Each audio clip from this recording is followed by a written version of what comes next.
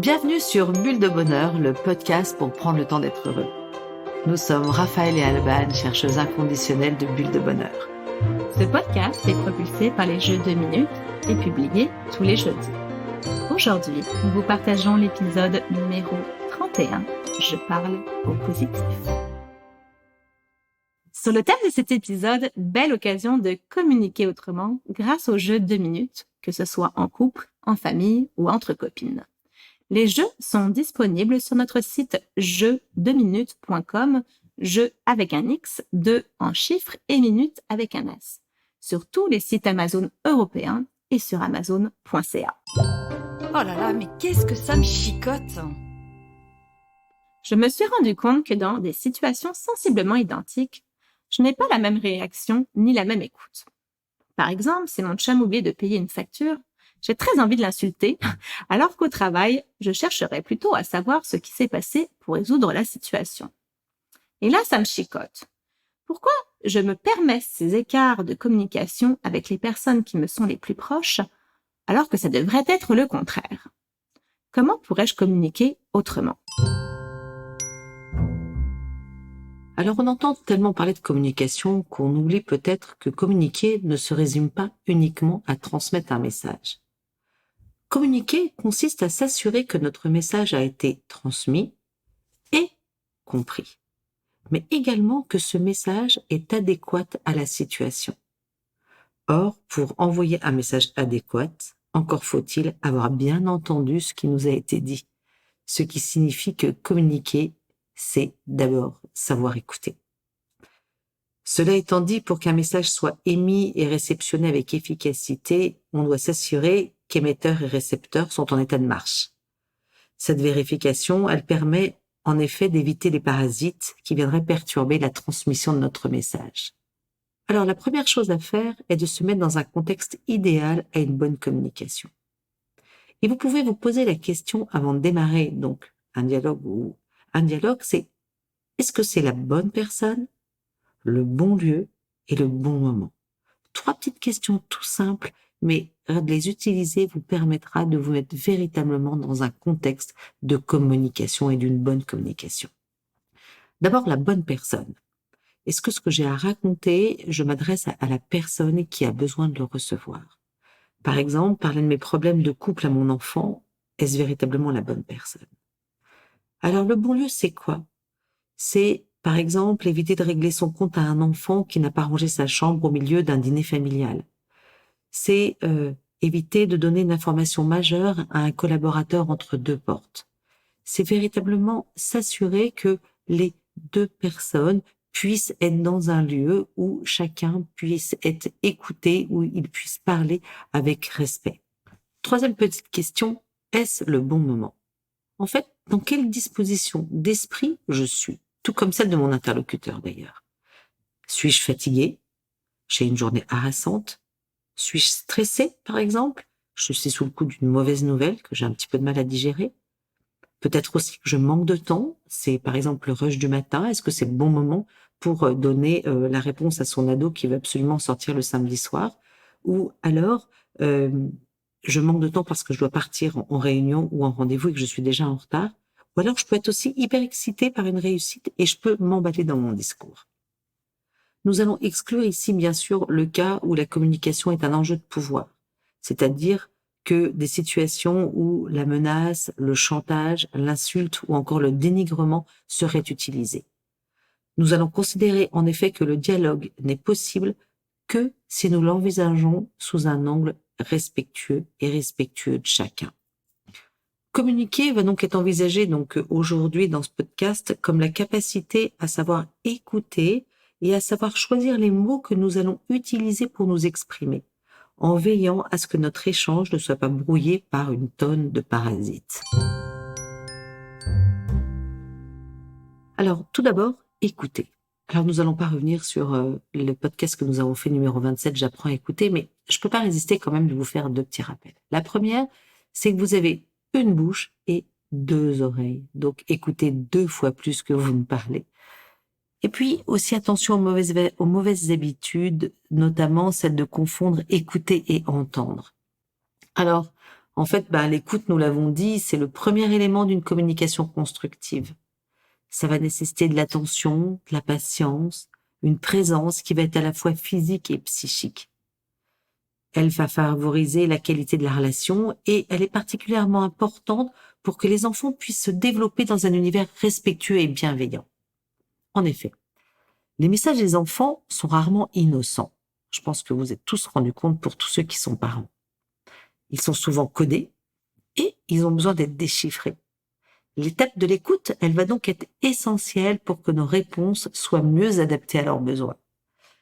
Par exemple, quand un enfant va raconter un événement ou qu'il pose une question qui va s'y rapporter, il est souvent préférable de réagir non pas à l'événement, on n'en a en fait qu'une partie, mais plutôt à l'impact relationnel et émotionnel que l'événement va susciter. C'est-à-dire qu'on va faire appel aux émotions qui en découlent. Si je prends par exemple votre enfant qui va rentrer furieux de l'école parce qu'il s'est fait punir alors qu'il vous dit qu'il n'a absolument rien fait. Au lieu de chercher à connaître la vérité, t'es sûr que tu n'as rien fait? Ou tu sais, c'est curieux, je te connais un petit peu, c'est jamais de ta faute. Centrez-vous sur les effets qu'a cet événement sur lui et non sur l'événement lui-même. Observez son corps, ses émotions. Si besoin, vous pouvez même l'aider à reformuler. Vous dire, mais quel effet ça te fait cet événement? Et puis, abstenez-vous des jugements, de critiques, de questions inquisitoires. Ça évitera de mettre votre enfant sur la défensive et ça lui permettra de parler plus facilement et librement et de faire retomber ses émotions.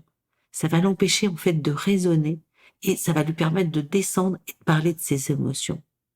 Et ça va aussi l'amener à faire lui-même son auto-évaluation. Maintenant, vous pouvez me dire, bon, c'est bien gentil d'écouter, mais on a besoin de parler aussi. Alors s'exprimer, qu'est-ce que c'est? S'exprimer, c'est choisir les mots que nous pouvons utiliser pour répondre à notre interlocuteur. Ce sont des mots qui vont être le reflet de nos besoins. Comme pour l'écoute, s'exprimer demande aussi une certaine disponibilité physique et psychique. À nous de repérer ce qui peut nous faire déraper, puisque la communication est le fait de 2 personnes au moins, avec un émetteur et un récepteur, et que chacun a sa part de responsabilité dans la communication. On est co-responsable de la communication à 50-50. Nous avons nos propres parasites, c'est-à-dire des déclencheurs qui vont nous faire surréagir, qui peuvent être par exemple un manque de sommeil, un problème professionnel, notre système de valeurs qui est attaqué par tout ce qu'on a écouté, aussi par notre expérience. Si par exemple j'ai été victime d'un accident de la route, si quelqu'un vient me raconter quelque chose qui va tourner autour d'un accident de la route, très vite, je vais sans doute surréagir à ce cas-là. Et tout ça, ça va venir perturber aussi notre écoute et aussi notre manière de parler et notre expression. Connaître ces déclencheurs va nous permettre d'éviter tous ces débordements émotionnels et ça va nous aider à avoir des réactions plus adaptées. Il existe malgré tout une sphère où il est excessivement difficile de s'exprimer avec modération, ça reste la sphère familiale. Pour l'illustrer, je vais prendre un exemple. J'ai une amie qui vient dîner chez moi et elle oublie son parapluie. Pensez-vous, je vais lui courir après en lui disant « dis donc, mais c'est pas possible, tu as encore oublié quelque chose. Mais c'est quoi ton problème? À chaque fois que tu viens à la maison, tu oublies un truc. Tu vis vraiment sur une autre planète, toi. » En fait, vous le feriez pas avec une amie. Et pourtant, nous avons tendance à le faire de temps en temps avec nos enfants ou notre conjoint. Cependant, sans le vouloir, tous ces mots peuvent blesser, étiqueter et attaquer l'estime de soi. À bien y réfléchir, pensez-vous que cette façon de s'exprimer soit aidante? Est-ce que ça va faire grandir la personne? Et si je reprends la situation de cette amie, est-ce que ça va lui permettre de penser la prochaine fois à prendre toutes ses affaires? Allez, je change de regard. Et si je changeais ma façon de m'exprimer? Voici là quelques principes de communication positive et bienveillante qui ont prouvé leur efficacité quant à la qualité de la communication et par conséquent, ça permet vraiment d'améliorer les relations. Une autre manière de communiquer autrement est de parler à la forme affirmative. Apprendre à exprimer l'action à faire est plus efficace car ça va donner une indication plus précise sur ce que nous attendons, et surtout parce que notre cerveau capte mieux ce type de message. En effet, la neurolinguistique nous a prouvé que le cerveau enregistre avec difficulté la négation, les ne pas, les ne jamais, et le cerveau retient surtout beaucoup plus rapidement l'action affirmative. Je suis sûre que vous connaissez cette expression. Alors, posez-vous et ne pensez pas à un éléphant rose. Alors, qu'avez-vous pensé exactement? Certainement un éléphant rose. Apprenons donc à nous exprimer en forme affirmative et positive et de ce fait transformer nos phrases habituelles en supprimant la négation. Par exemple, au lieu de dire « ne me coupe pas la parole », vous pouvez dire « laisse-moi terminer ma phrase ». Au lieu de dire « ne frappe pas ton frère », dites « les coups sont interdits dans cette maison ». Au lieu de dire « ne cours pas », dites « marche ». Au lieu de dire « n'oublie pas », dites « pense à ». Encore une idée pour communiquer autrement. Soyez clair et concis. Ça paraît assez simple et de temps en temps, on oublie d'émettre des consignes qui sont claires. Être clair, ça veut dire être précis, concis et affirmatif. Donc, évitez peut-être, écoute, ce dossier, ça serait bien que tu me le rendes dans pas trop longtemps. Ou dire à un enfant, écoute, ce soir, tu ne rentres pas trop tard. Et c'est plus intéressant de dire, écoutez, ce dossier, j'en ai besoin pour lundi, ou ça serait bien que tu sois rentré pour 23 heures. Essayez aussi de mettre de côté toutes les phrases avec des mots trop généreux ou abstraits. Des choses qui sont évidentes pour nous ne sont pas forcément pour notre entourage. Si je prends par exemple les enfants, les injonctions comme sois sage, sois gentil, qu'est-ce que ça veut dire exactement pour l'enfant? Ou alors tiens-toi bien, dans ces cas-là, dire clairement, se tenir bien, c'est avoir le dos droit et les deux fesses sur la chaise. Alors encore quelques petites idées pour communiquer autrement. Essayez de bannir les toujours, les jamais, les encore. Ces termes enferment terriblement, condamnent et amènent le récepteur du message à penser que le changement n'est pas possible et que vous le voyez toujours de la même façon. Encouragez, complimentez. Très intéressant. Essayez de parler moins en évitant les sermons, les conseils. Laissez le temps et l'espace à l'expression. Au lieu de répondre trop vite à des questions qui nous sont posées, sollicitons plutôt les compétences de la personne qui est en face de nous, en lui posant des questions. À ton avis, qu'est-ce que t'en penses? Qu'est-ce que tu ferais? Ou comment ferais-tu? Une autre idée aussi. Il n'y a pas d'urgence. Certaines personnes, je ne nomme pas les adolescents, ont l'art de nous mettre devant le fait accompli et de nous mettre la pression pour obtenir une réponse.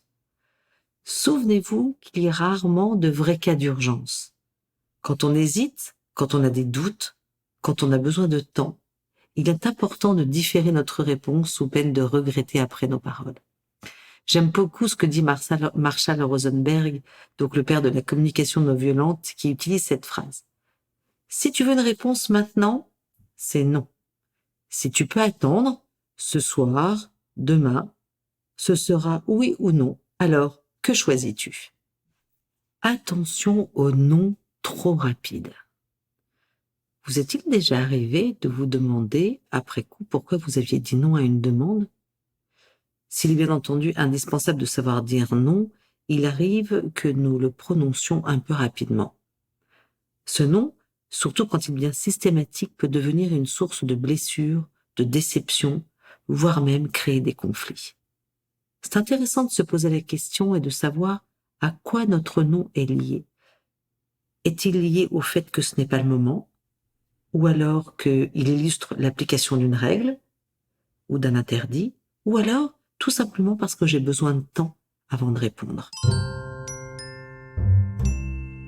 En termes de bienfaits, une communication bienveillante, c'est une communication qui va être respectueuse de soi et de l'autre. C'est celle qui va faire grandir la relation, car elle va favoriser une qualité de relation et de compréhension. Elle va inviter à s'ouvrir sur nos différences et que nos différences vont faire nos richesses. Et le tout va participer à notre bien-être et à celui de notre entourage. Et hop, je me lance. Si je résume, 1. Communiquer, c'est savoir écouter et savoir s'exprimer dans le respect de chacun. C'est communiquer avec l'autre et non sur l'autre. 2. Communiquer nécessite une disponibilité physique et psychique. 3. Les outils pour s'exprimer de manière bienveillante et positive sont nombreux. Parler en jeu, utiliser le mode affirmatif, privilégier la description, bannir l'évaluation et le jugement. Que ce soit une langue nouvelle ou déjà connue, la pratiquer accroît la qualité de nos relations, la compréhension de notre entourage et contribue au bonheur. À vous de jouer, chers auditeurs, 2 minutes pour choisir un outil qui vous est proposé pour communiquer autrement. Comme le disait Einstein, la folie, c'est se comporter de la même manière et s'attendre à un résultat différent. Alors, osez le changement. Avec Bulle de Bonheur, prenez le temps d'être heureux. Merci pour votre écoute. Si vous avez aimé, dites-le nous avec 5 étoiles. Laissez vos commentaires et envoyez des bulles de bonheur à vos amis en partageant ce podcast. Inscrivez-vous à la newsletter en allant sur notre site jeuxdeminutes.com, GUX, 2 en chiffres, minutes avec un S, pour être notifié des prochains épisodes. Bulle de Bonheur est propulsé par les jeux 2 minutes, 52 cartes pour prendre le temps d'être heureux.